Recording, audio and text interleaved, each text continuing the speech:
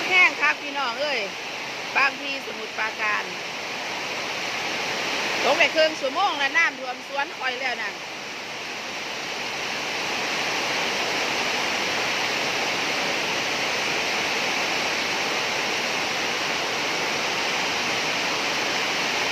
ดีนะมันล่มบ่แห้งอ่ะตกคือมันล่มบ่แห้ง